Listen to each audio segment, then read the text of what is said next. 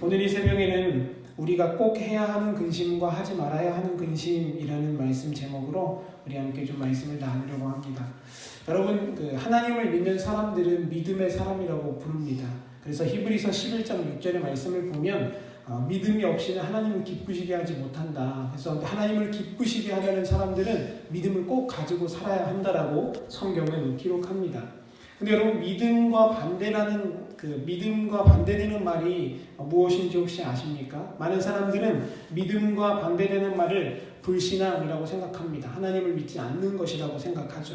그런데 믿는 사람들 안에서도 믿음이 없다라는 그런 사람들이 있습니다. 그런 사람들이 어떤 사람인가 하면 그리스도인이기는 하지만 근심하는 사람입니다. 믿음과 반대되는 말은 불신앙이 아니라 근심이라는 거죠. 과연 정말 그런가? 오늘 읽은 말씀 1절을 한번 보시겠습니다. 오늘 읽은 말씀 14장 1절의 말씀을 보면 예수님께서 제자들을 불러놓고 자신이 길이요 진리요 생명이라고 설교하시기 전에 하신 말씀이 바로 오늘 읽은 말씀입니다. 예수님께서 그 말씀을 전하시기 전에 뭐라고 말씀하시냐면 너희는 마음에 근심하지 말라라고 말합니다. 그러면서 뒤에 이렇게 얘기하죠. 하나님을 믿으니 또 나를 믿으라. 이게 무슨 말이냐 하면 바꾸어 놓고 말해보면 하나님을 믿지 않는 사람들은 근심한다라는 거죠. 하나님을 신뢰하지 않는 사람들은 근심에 쌓여 살아가는 사람이라는 것입니다. 그러므로 믿는 사람들 가운데에서도 근심하고 있다면 내가 믿는 믿음이라는 것 위에 서 있지만 여전히 근심한다면 하나님이 말씀하시기에 하나님이 보시기에는 나는 불신앙과 같은 존재라는 것이죠. 여러분, 디모데후서 말씀도 한번 좀 찾아보려고 하는데요. 디모데전서 6장 10절의 찾아보도록 하겠습니다. 디모데전서 6장 10절입니다. 디모데전서 6장 10절의 말씀을 보면 거기에도 바울이 자기의 영적인 아들 디모데에게 믿음과 근심은 반대의 개념이다 라고 분명하게 기록하고 있습니다. 디모데전서 6장 10절의 말씀입니다. 함께 읽어보겠습니다. 시작. 돈을 사랑함이 일만하게 뿌리가 되나니 이것을 탐내는 자들은 미혹을 받아 믿음에서 떠나 많은 근심으로 자기를 찔렀도다 라고 말합니다. 여러분, 사도 바울이 자신의 영적인 아들 디모데에게 전한 아주 중요한 편지가 바로 디모데전서인데요. 그 디모데전서에서 목회를 하고 있는 디모데에게 사도 바울은 이런 말을 합니다. 사람들이 믿음에서 떠나서 근심해서 자기 스스로를 찌르는 날이 온다. 그 이유가 무엇인가 하면 일만 악의 뿌리가 되는 돈을 탐하기 때문이다 라고 말합니다. 여러분, 이처럼 예수님을 믿고 있음에도 불구하고 우리가 삶에서 근심하고 걱정한다면 하나님이 보시기에 우리의 믿음은 온전하지 못하다는 사실이죠. 여러분이 왜 이렇게 되어지냐? 왜 믿는 사람들 안에서도 이런 일들이 벌어지냐 하면 우리의 영적인 대적인 마귀가 우리의 믿음을 흔들기 때문에 그렇습니다. 여러분, 예전에는 예수님을 믿는다라고 말하면 막 끌려가기도 하고요. 공산당 치하에서는 막 총을 쏴서 죽이기도 합니다. 여러분, 그런데 이제는 그런 시대는 지나갔습니다. 이제는 예수 믿는다고 해도 막 누가 끌어가지도 않고 여러분 예배 드리러 온다고 해도 누가 막 가지 못하게 막는 사람은 없습니다. 그런데 이제는 마귀는 전략을 바꾸어서 우리가 하나님 안에 거한다라고 말하면서도 근심하게 만드는 거죠. 그런데 우리는 과연 그러면 어떤 근심을 하고 살아가게 될까요? 성경은요, 우리에게 그 방법, 근심 4가지를 이야기해 줍니다. 오늘 그 근심 4가지를 한번 좀 보려고 하는데요. 첫째로는 마귀는 사람들로 하여금 재물로 인해 근심하게 만듭니다. 우리 마태복음 말씀을 한번 보겠습니다. 마태복음 19장 22절의 말씀을 한번 보겠습니다. 마태복음 19장 22절의 말씀입니다. 마귀는 이제 사람들로 하여금 근심하게 만드는데 가장 첫 번째 근심은 어떤 근심을 주냐 하면 물질에 관한 근심입니다. 마태복음 19장 22절의 말씀 함께 찾으셔서 함께 읽어보겠습니다. 시작. 그 청년이 재물이 많음으로 이 말씀을 듣고 근심하여 가니라. 아멘. 여러분, 예수님에게 찾아와서 영생에 대해 물었던 젊은 부자 청년이 있었습니다. 근데 그 청년이 다 지켰다고, 말씀을 다 지켰다고 막 자랑합니다. 예수님, 저는 살인하지도 않았고요. 이런 말씀도 다 지켰습니다. 그런데 예수님께서 잘했다라고 하고서 맨 마지막에 한마디를 덧붙이시죠. 그런데 너에게 있는 네 재물을 이제 팔아서 가난한 자에게 다 나눠주고 너는 나를 따라와라. 이렇게 예수님이 딱 말씀하셨어요. 그러니까 여태까지 믿음이 아주 좋아 보였던 그 청년이 뭐라고 말하냐면 재물이 많음으로 근심하고 돌아갔다라고 성경은 기록합니다. 여러분, 이 기록 이외에도 마가복음 10장에도 똑같은 말씀이 나오는데 그 사람이 재물이 많은 거로 말씀으로 인하여 슬픈 기색을 띠고 돌아갔다라고 말씀합니다. 여러분, 이처럼 마귀는요, 하나님과 재물을 우리가 겸하여서 섬길 수 없다는 걸 너무나 잘 압니다. 하나님을 섬기거나 재물을 섬기거나, 재물을 섬긴다면 하나님과 정반대되는 곳을 걸어갈 수밖에 없다는 것을 마귀는 너무나도 잘 알고 있습니다. 그래서 우리로 하여금 물질로 인해 걱정하게 만드는 거죠. 여러분들, 성경은 뭐라고 말합니까? 들에 있는 백합화 하나도 하나님이 먹이시거늘 어찌하여 너희는 근심하느냐라고 예수님이 분명히 말씀하셨다는 사실이죠. 그러면 여러분, 저와 여러분은 마귀가 주는 재물로 인한 근심 속에서 벗어나시기를 간절히 축복합니다. 이게 바로 하나님이 주시는 진정한 믿음의 길을 걸어가는 사람의 모습입니다. 두 번째는요, 또 어떻게 우리가 마귀가 우리에게 근심을 주냐면 세상 사람들로 하여금 좋은 평판, 좋은 평가를 받는 것으로 인해서 두려워하게 만듭니다. 무슨 말이냐? 내가 다른 사람의 눈치를 보게 만든다라는 거예요. 내가 무슨 말 한마디 하거나 혹은 내가 행동하나 하면 사람들이 나를 손가락질하면 어떡하지? 야, 교회 안에서 사람들이 나를 싫어하면 어떡하지? 이런 내 자신을 향한 평판에 걱정을 한다라는 겁니다. 마태복음, 똑같은 마태복음 26장으로 한번 넘어가면 우리가 그 말씀을 볼 수 있습니다. 마태복음 26장 20절에서 22절의 말씀을 보겠습니다. 마태복음 26장 20절에서 22절에 있는 말씀입니다. 우리 함께 한 목소리로 읽어보도록 하겠습니다. 마태복음 26장 20절에서 22절 말씀입니다. 함께 한번 읽어보겠습니다. 시작. 저물 때에 예수께서 12제자와 함께 앉으셨더니 그들이 먹을 때에 이르시되 내가 진실로 너희에게 이르노니 너희 중에 한 사람이 나를 팔리라 하시니 그들이 몹시 근심하여 각각 여짜오되 주여 나는 아니지요. 여러분, 이게 어떤 모습인가 하면 당시 예수님께서 12제자들과 함께 모여서 식탁의 자리를 갖고 있었습니다. 근데 이 당시 예수님의 12제자들은 예수님이 메시아로 오신 것이 아니라 마치 다윗처럼 이스라엘 나라를 아주 강하게 만들고 나라를 부자로 만들어서 대통령이 될 거라 생각을 했습니다. 그래서 예수님을 열심히 따랐죠. 그런데 그렇게 대통령이 되어서 이 나라를 다시 로마로부터 구해줄 거라 생각했던 그 예수님이 갑자기 이렇게 말하는 겁니다. 나는 죽을 거다. 그리고 3일 후에 부활할 거다. 이런 말들을 하니까 제자들이 혼란스러운 거예요. 야, 큰일 났다. 내가 예수님 믿어서 좀 한 자리 좀 해보고 장관도 좀 하고 좀 이런 차관도 좀 하려고 하고 예수님을 열심히 따랐는데 예수님이 야, 이거 뭐 죽겠다라는 얘기만 하시고 뭐 이상한 얘기만 하시네? 라고 하고 제자들 속에 이런저런 생각들이 막 왔다 갔다 했던 시기입니다. 그런데 예수님께서 거기다가 더불어서 뭐라고 말씀하시냐 하면 오늘 읽을 말씀대로 얘들아, 너희들 중에 한 사람이 나를 팔 거다라고 말씀하시는 거예요. 그러니까 제자들이 예수님, 제가 그렇게 안 하겠습니다 라고 말하지 않고 뭐라고 말합니까? 주여, 그 사람이 저는 아니지요 라고 묻습니다. 이게 무슨 말이냐? 많은 제자들은 다 한 자리 하고 싶었던 겁니다.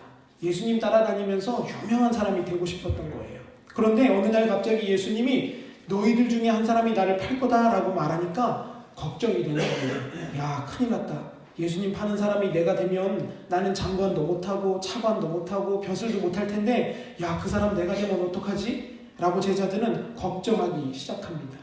여러분, 이것처럼 예수님을 제대로 믿지 않는 자들, 예수님 안에 있다라고 말하지만 믿음이 연약한 자들은 내 평판과 내 자리를 놓고 걱정합니다. 야, 내가 이 자리를 뺏기면 어떡하지?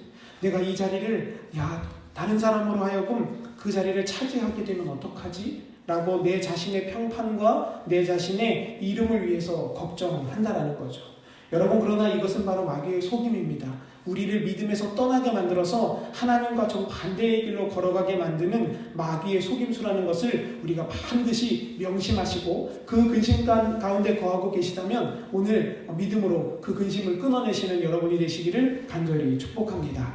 그리고 세 번째는요, 예수님과 또 반대되는 그 마귀가 주는 세 번째 근심은 무엇인가 하면 목숨을 놓고 근심하게 만드는 겁니다. 이번에는 우리 창세기 말씀으로 한번 가볼 텐데요. 창세기 45장 말씀으로 한번 가보겠습니다. 창세기 45장 4절에서 5절 두 절의 말씀입니다. 창세기 45장 4절에서 5절 말씀입니다. 마귀는 우리로 하여금 목숨을 놓고 근심하며 걱정하게 만드는 방법을 사용합니다. 창세기 45장 4절 5절에 그 말씀이 기록되어져 있습니다. 우리 함께 찾아서 한 목소리로 좀 읽어보도록 하겠습니다. 창세기 45장 4절에서 5절입니다. 다 찾으셨으면 함께 읽도록 하겠습니다. 시작. 요셉이 형들에게 이르되 내게로 가까이 오소서. 그들이 가까이 가니 이르되 나는 당신들의 아우 요셉이니 당신들이 애굽의 판자라. 당신들이 나를 이곳에 팔았다고 해서 근심하지 마소서. 한탄하지 마소서. 하나님이 생명을 구원하시려고 나를 당신들보다 먼저 보내셨나이다. 아멘. 여러분, 제가 어제도 그 설교 가운데 한번 말씀을 드렸는데요. 사람들이 제일 소중하게 생각하는 것이 뭔가 하면 내 목숨입니다. 여러분, 아무리 돈이 많아도 내가 내 목숨을 잃으면 무슨 소용이 있겠습니까? 아무리 멋있게 생기고 아무리 부자가 되고 아무리 유명해져도 목숨을 잃으면 소용이 없습니다. 여러분, 성경도 그것을 강조하고 있습니다. 오늘 지금 읽은 창세기 말씀을 보면요, 여러분들이 너무나도 잘 아시는 요셉의 이야기입니다. 요셉이 형들로 인해서 팔림을 받고 죽임당할 위험까지 가서 수십 년 걸쳐 고생해서 하나님이 도우심으로 그 애굽의 총리가 되었습니다. 그런데 그 애굽의 총리가 되어서 어느 날 이렇게 일을 보다 보니까 가뭄으로 인해 고통받던 형들이 자기 앞에 찾아온 겁니다. 근데 요셉은 그 형들을 알지만 형들은 요셉을 모르죠.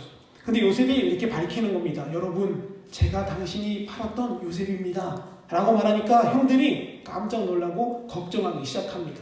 왜 걱정할까요? 목숨이 간당간당하기 때문에 그렇죠. 여러분이 만약에 요셉이라면 여러분을 팔았던 형제 자매를 어떻게 하시겠습니까?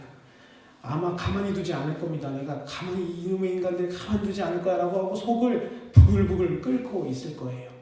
그러다 보니까 그 형제들은 근심하고 한탄하고 걱정 속에 빠져 있었습니다. 야, 큰일 났다. 요셉이 살아있었구나. 게다가 살아있는 게 문제가 아니라 총리까지 되었으니 이제 우리는 먹을 것을 얻기는커녕 목숨이 빼앗기게 생겼구나 하고 형제들끼리 걱정하고 있었습니다. 그때 요셉이 뭐라고 말하죠? 형님들, 근심하지 마십시오. 한탄하지 마십시오.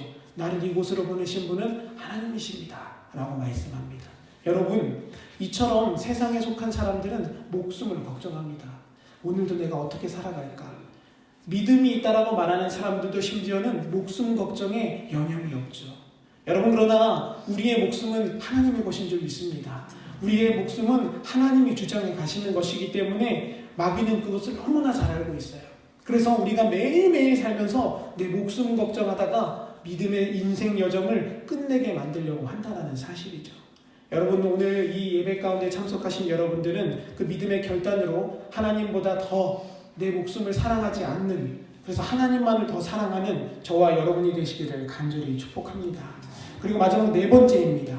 여러분, 이건 우리 모두가 참 많이 하는 걱정인데요. 그게 무엇인가 하면 먹고 입고 자고 살아가는 거예요. 우리 누가복음 말씀으로 한번 가보겠습니다. 누가복음 12장 28절에서 30절 말씀입니다. 누가복음 12장 28절에서 30절 말씀입니다. 우리의 삶에 가장 깊숙이 들어와 있는 근심입니다. 먹고 입고 자고 살아가는 것이죠. 누가복음 12장 28절에서 30절입니다. 함께 읽어보겠습니다. 시작. 오늘 있다가 내일 아궁이에 던져지는 들풀도 하나님이 이렇게 입히시거든 하물며 너희일까 보냐 믿음이 적은 자들아 너희는 무엇을 먹을까 무엇을 마실까 하여 구하지 말며 근심하지도 말라. 이 모든 것은 세상 백성들이 구하는 것이라 너희 아버지께서는 이런 것이 너희에게 있어야 할 것을 아시느니라. 아멘. 여러분, 믿음이 적은 자들아라고 예수님이 책망하시죠. 이것을 원어 뜻으로 보면요, 믿음이 작다라는 뜻이 아니라 믿음이 없다라고 표현합니다. 믿음이 우리가 생각하는 것처럼 야, 저 사람은 믿음이 작네가 아니라 믿음이 없는 사람들아 라고 예수님이 책망하시는 거예요. 그러면서 그 사람들이 뭘 걱정하는지를 꼭 집어서 말해주시죠. 너희는 무엇을 먹을까? 무엇을 마실까? 하여 구하지 말고 뭐 하지도 말래요? 근심하지 말라고 성경은 말하죠. 여러분, 이것이 바로 우리를 향한 하나님의 계획입니다. 그런데 하나님과 반대되는 악한 마귀는요, 우리가 이 근심 걱정에 푹 빠져서 매일매일 목숨 걱정, 돈 걱정, 살아갈 걱정, 이런 걱정에 빠져서 살아가게 만든다라는 거죠. 여러분도 한번 삶을 돌아보시면 그런 걱정 속에서 어려워했던 사람들이 참 많았을 겁니다. 여러분, 그러나 우리를 속이는 마귀의 속임수임을 명확하게 깨닫으시고 믿음으로 돌파하는 저와 여러분이 되시기를 간절히 소원합니다. 그런데 여러분, 성경에는요, 이렇게 좋지 않은 걱정들도 나오지만 우리에게 하나님이 얘들아 이거는 꼭 걱정해야 한다라는 것도 나옵니다. 그것을 한번 한 두 가지만 살피고 말씀을 정리하려고 하는데요. 하나님이 우리가 근심하는 것을 싫어하시는데 특별히 두 가지는 하나님이 우리가 근심하실 때 기뻐하신다는 것이 있습니다. 그게 무엇인가 하면요, 첫째로 우리가 죄로 인해서 근심할 때 하나님은 기뻐하신다라고 성경은 말합니다. 우리 함께 이사야서 59장 2절의 말씀을 한번 보겠습니다. 이사야서 59장 2절의 말씀입니다. 이사야 선지자가 자신이 쓴 책을 이렇게 기록하면서 쓰다가 하나님이 주시는 영적인 깨달음으로 이 글을 썼습니다. 59장 2절의 말씀인데요. 우리 함께 찾아서 읽어보겠습니다. 이사야서 59장 2절입니다. 함께 읽어보겠습니다. 시작. 오직 너희 죄악이 너희와 너희 하나님 사이를 갈라놓으셨고 너희 죄가 그의 얼굴을 가리어서 너희에게서 듣지 않으시게 함이니라. 아멘. 이사야가 뭐라고 말하냐면 하나님과 우리 사이를 죄가 갈라놓는다라고 말해요. 여러분, 이사야는 이것을 너무나 잘 알았습니다. 그래서 이사야는 이 사실을 사람들에게 선포했던 사람입니다. 여러분, 하나님과 우리 사이에 죄가 끼어들면 하나님을 아무리 믿는다고 말하고 하나님을 아무리 찾아도 하나님이 우리의 기도를 듣지 않으십니다 라고 명확하게 말하고 있습니다. 여러분, 그래서 에스라가 그 백성들을 이끌고 귀환했을 때 에스라는요, 수많은 사람들, 4만 명이 넘는 사람들과 다 귀환을 하고서 혼자 골방에 들어가서 펑펑 웁니다. 왜 펑펑 우냐 하면 사람들의 죄를 보고서 그 죄를 보고 근심했다라고 성경은 말해요. 우리 에스라 말씀 한 번 더 볼까요? 에스라서 10장 6절의 말씀입니다. 에스라서 10장 6절 말씀을 한 번 더 찾아보도록 하겠습니다. 에스라 선지자가 수많은 사람들을 이끌고 귀환했는데 귀환했으면 얼마나 기쁘겠습니까? 고레스 왕이 돈도 주고 금도 주고 은도 주어서 성전까지 지으라고 말했으니까 우리로 생각하면 엄청 기쁜 일입니다. 그런데 에스라는 기뻐하지 않습니다. 에스라서 10장 6절 말씀을 한번 보겠습니다. 에스라서 10장 6절의 말씀입니다. 함께 찾으셔서 읽어보도록 하겠습니다. 에스라서 10장 6절의 말씀입니다. 느헤미야 앞에 있습니다. 느헤미야 앞에 에스라서가 있습니다. 에스라서 10장 6절 함께 읽어보겠습니다. 시작. 이에 에스라가 하나님의 성전 앞에서 일어나 엘리야십의 아들 여호하난의 방으로 들어가니라. 그가 들어가서 사로잡혔던 자들의 죄를 근심하여 음식도 먹지 아니하며 물도 마시지 아니하더니. 아멘. 여러분, 하나님이 택하신 에스라는요, 근심하는 사람이었습니다. 그런데 먹고 입고 자고 살아가는 것으로 근심한 것이 아니라 뭐로 인해 근심했다고 성경은 말합니까? 사로잡혔던 자들의 죄로 인해서 근심했다. 왜 그렇습니까? 이사야서 59장 2절의 말씀에 따르면 죄는 하나님과 이스라엘 백성 사이를 갈라놓는 그런 방해물이었기 때문에 그렇습니다. 여러분, 이 에스라가 돈, 먹을 거, 입을 거로 걱정하지 않고 죄로 인해서 걱정했을 때 하나님은 이스라엘 성전을 다시 세워주셨습니다. 여러분, 여러분의 삶에도 우리가 먹고 입고 사는 것으로 걱정하기보다 하나님의 말씀으로 하나님 앞에 죄 짓지 않는 것, 죄 지을까봐 걱정하며 살아가는 것을 하나님은 보실 때 우리의 삶의 성전을 세워주실 줄 믿습니다. 그것이 바로 믿음 생활이라는 거죠.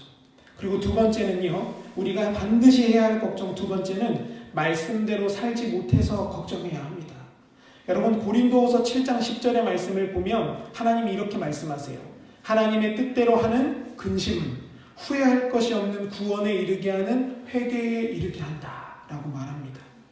그러고서 그 뒤에 뭐라고 말하냐면 세상 근심은 사람을 사망에 빠지게 합니다 라고 사도 바울이 기록해요.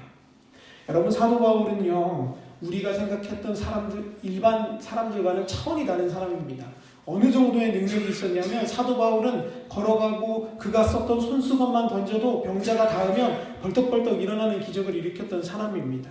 근데 그 사도 바울이 뭐를 근심하라고 말하냐면 하나님의 뜻대로 하는 근심을 해야 합니다 라고 우리에게 말합니다. 이 하나님의 뜻이라는 것은 원어 성경으로 바꿔 말해보면 율법, 곧 말씀이죠. 즉 말씀대로 살아가는 것으로 인해 근심해야 한다는 겁니다. 이게 무슨 말이냐? 내가 과연 하나님의 말씀대로 오늘을 살고 있는가? 내가 그 성경 말씀에 비추어 나의 삶이 바른 길로 가고 있는가를 매일매일 근심하고 걱정할 때 그 근심은 하나님이 보시기에 좋은 근심이라는 것이죠. 사랑하는 성도 여러분, 여러분의 삶 속에 어떤 근심이 자리 잡고 있으십니까? 물질에 관한 근심? 자녀에 관한 근심? 아니면 먹고 사는 것에 대한 근심이 있으십니까? 아니면 말씀대로 살지 못해서 근심하십니까? 여러분, 저와 여러분이 오늘 이 말씀 앞에 섰을 때 근심의 방향을 바꾸셨으면 좋겠습니다. 이제는 세상의 것, 먹고 사는 것으로 근심하기보다 하나님 앞에 말씀으로 근심하고 죄를 지을까봐 근심하고 매일매일 내 영혼이 깨끗해지 못할까봐 근심하는 저와 여러분이 되시기를 간절히 소원합니다. 그럴 때 하나님이 여러분의 삶을 그리고 저의 삶을 세워주실 겁니다. 여러분, 에스라 말씀을 한번 깊이 묵상해 보시다 보면 그 모습을 볼 수 있습니다. 죄로 인해 에스라가 통곡하고 사람들을 모아서 회개기도 하고 예배드리고 하는 사람들에게 막 메시지를 전할 때 그들의 삶이 변화되었고 그들이 그들의 삶에서 죄를 끊어버렸고 그렇게 되자 어떤 역사가 일어나냐면 외국인들의 돈을 가지고 우리나라에 성전을 짓는 역사가 일어납니다. 성경을 보니까요, 에스라를 하나님은 뭐라고 표현했냐면 이렇게 표현하더라고요. 에스라서 7장에 보면 하나님이 에스라를 뭐라고 표현하냐면 여호와의 손을의 도움을 입은 자라고 표현해요. 여호와의 손이 에스라와 함께 했다라고 표현합니다. 그러니까 에스라가 가는 곳마다 일들이 풀어지는 거예요. 심지어는 어느 정도의 일이 있었냐면 그 고레스 왕이 약속했던 그 물질을 다 가지고 옵니다. 그러면서 고레스가 뭐라고 얘기해 주냐면 여러분, 그 페르시아 나라 사람들한테 여러분, 에스라가 만약에 길 가다가 여러분의 집에 있는 뭐 금뚜껑, 뭐 금목걸이 달라고 하면 다 주십시오. 이렇게까지 하나님이 에스라를 사용하세요. 여러분, 여호와의 손이 돕는 복은 하나님이 기뻐하는 근심을 할 때 우리에게 임할 줄 믿습니다.